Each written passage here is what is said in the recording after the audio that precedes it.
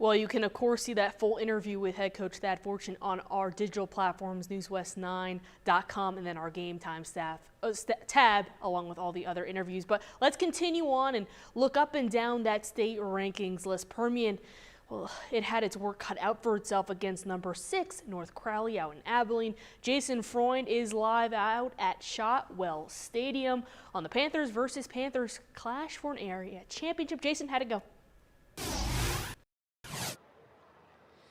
All right, yeah, Jenna, you said that Permian had their work cut out for them, and yes, they certainly did have their work cut out for them as they were facing one of their toughest opponents in the 6th ranked in all of Texas, the North Crowley Panthers. Now, this was a tough game for Mojo as they just weren't able to get their running game going. A lot of looks for running back Justice Larza, but that D-line for North Crowley really clamped down and shut down any types of offense that Permian was trying to go for. You'll see in these first half highlights. Permian won last week. Now they advance and square off against the North Crowley Panthers. North Crowley is going to strike first. Chris Jimerson dancing out of the pocket, throws on the run, and finds DeCorian West Davis. That's going to be ruled a touchdown. Quick 7-0 lead for North Crowley. Permian offense slow out the gate, but a quick pass from Jacob Garcia to Isaiah Welton gets them inside the 10-yard line.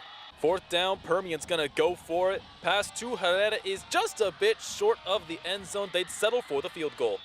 North Crowley back on the attack. Kimmerson fakes the handoff, keeps it himself, and his O-line is gonna clear the way for a quick touchdown run.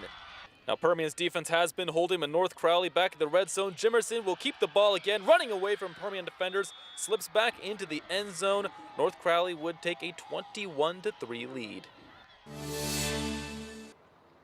All right, now in that second half, Permian's defense had been holding and had been playing a fantastic game in the first half, but North Crowley's offense was just too much for them to handle as they were bending and bending, and eventually they did unfortunately break as North Crowley did go on to win this game at 63-10 and will be moving on to the next round.